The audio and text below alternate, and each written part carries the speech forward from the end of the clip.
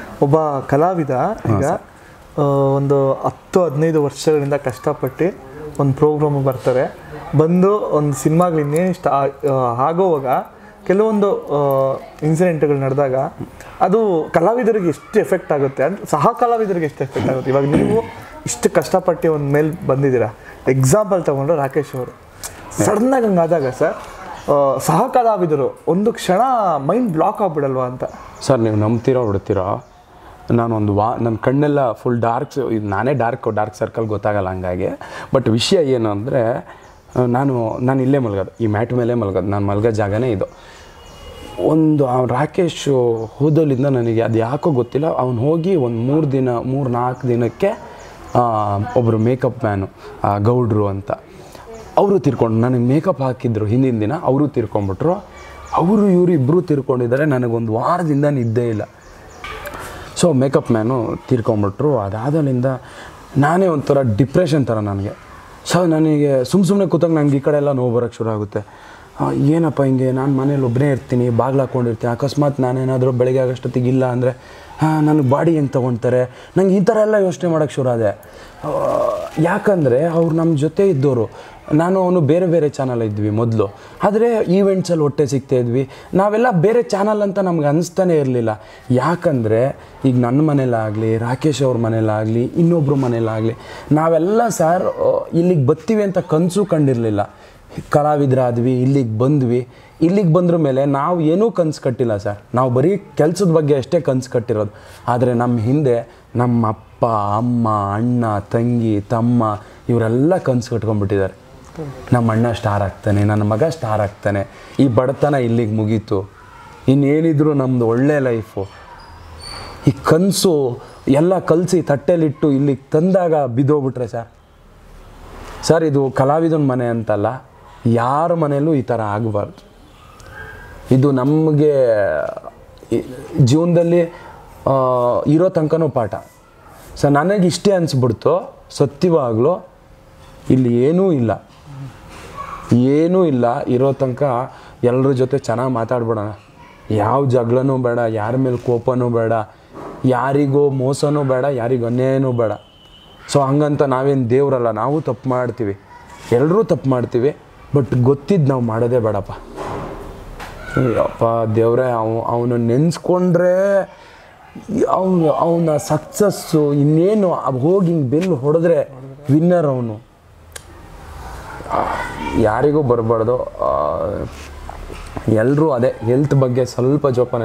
ಇದು ಆರ್ಟಿಸ್ಟಿಗೆ ಬರ್ತಾನೆ, ಆರ್ಟಿಸ್ಟು ಗೊತ್ತಾಗ್ತಾ ಇದೆ, ಎಷ್ಟೋ ಜನದು ಗೊತ್ತಾಗ್ತಾ ಇಲ್ಲ. ನಾನು ಆರ್ಟಿಸ್ಟು ಹಾಗೆ ಹಿಂಗೆ ಇದಾಗ್ತಾ ಇದ್ದದ್ದು ನಮಗೆ ಟಿ ವಿಲಿ ಬರುತ್ತೆ, ಮೊಬೈಲಲ್ಲಿ ಬರುತ್ತೆ. ಬಟ್ ನಾರ್ಮಲಾಗಿ ಎಷ್ಟು ಜನ ಸಾಯ್ತಾ ಇರ್ಬೋದು. ದಯವಿಟ್ಟು ನನ್ನ ಕಡೆಯಿಂದ ಸಜೆಷನು ಏನಂದರೆ, ನಾನು ಮೊನ್ನೆ ಎಲ್ಲೋ ಒಂದು ಇದು ಮಾಡ್ತಾ ನೋಡಿದೆ, ಬೆಳಗ್ಗೆ ಖಾಲಿ ಹೊಟ್ಟೆಲಿ ವಾರಕ್ಕೊಂದ್ಸತಿ ಬೆಳ್ಳುಳ್ಳಿನ ಸುಟ್ಬಿಟ್ಟು ಹಾಗೆ ಜಜ್ಜಿಬಿಟ್ಟು ನೀರಿಗೆ ಹಾಕ್ಕೊಂಬಿಟ್ಟು ಅದಕ್ಕೊಂದು ಲೆಮನ್ ಹಾಕಿ ಕುಡಿದ್ಬಿಡ್ಬೇಕಂತೆ. ಇದು ನಮ್ಮದು ಬ್ಲಡ್ ತಿನ್ನಾಗುತ್ತಂತೆ, ನೀಟಾಗಿ ಇದಾಗುತ್ತೆ. ದಯವಿಟ್ಟು ಎಲ್ಲರೂ ಜೀವನ ತುಂಬ ಇಂಪಾರ್ಟೆಂಟ್, ಒಂದು ಇರುವೆದಾದ್ರೂ ಇಂಪಾರ್ಟೆಂಟ್.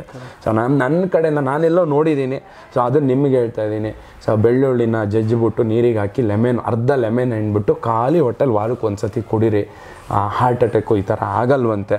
ಸೊ ನಾನು ನೋಡಿ, ಇದು ನನಗೆ ಗೊತ್ತಿಲ್ಲ, ಬಟ್ ಇದು ತುಂಬ ಜನಕ್ಕೆ ಕೇಳಿದೆ, ಇದು ವರ್ಕ್ ಆಗುತ್ತಾ ಅಂತ. 100% ನಾವು ಮಾಡ್ತೀವಿ ಅಂತ ಹೇಳಿ, ಅದಕ್ಕೆ ವರ್ಕ್ ಆಗುತ್ತೆ. ಟ್ರೈ ಮಾಡೋದ್ರಲ್ಲಿ ಏನೂ ಇದಲ್ಲ, ಯಾಕಂದರೆ ಹೆಲ್ತ್ ಚೆನ್ನಾಗಿರಲಿ, ನಾವು ಚೆನ್ನಾಗಿದ್ರೇ ನಮ್ಮ ಸುತ್ತಮುತ್ತ ಎಲ್ಲ ಚೆನ್ನಾಗಿರುತ್ತೆ.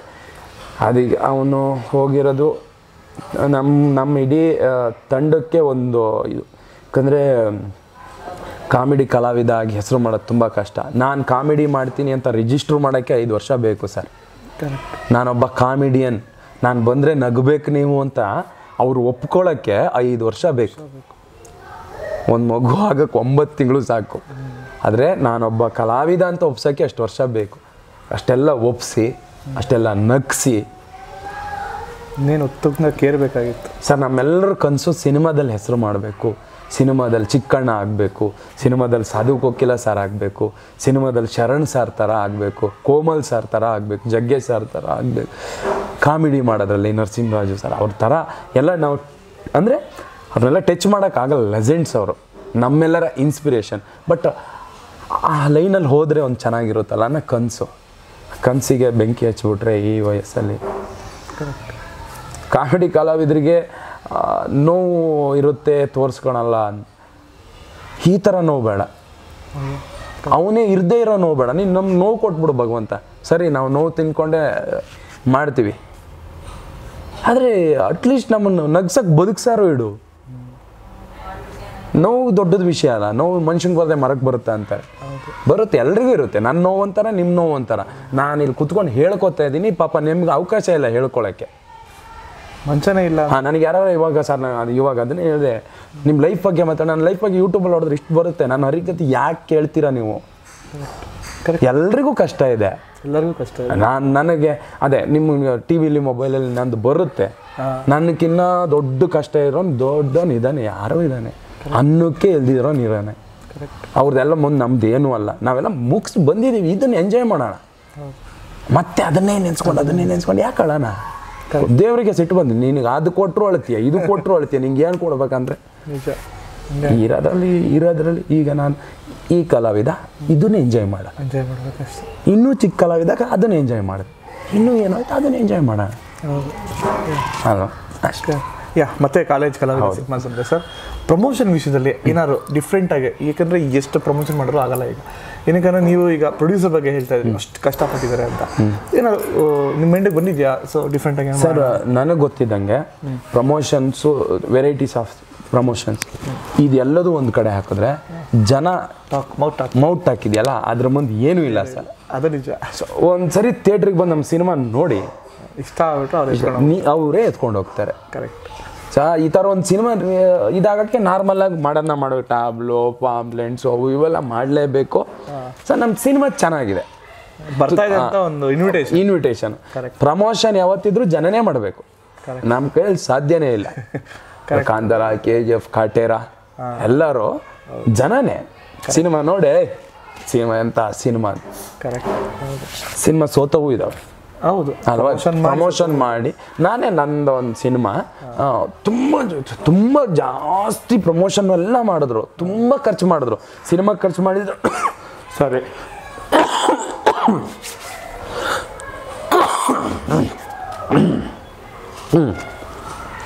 ಸಿನಿಮಾ ಖರ್ಚು ಮಾಡಿರೋ ಅರ್ಧ ದುಡ್ಡು ಖರ್ಚು ಮಾಡೋದು.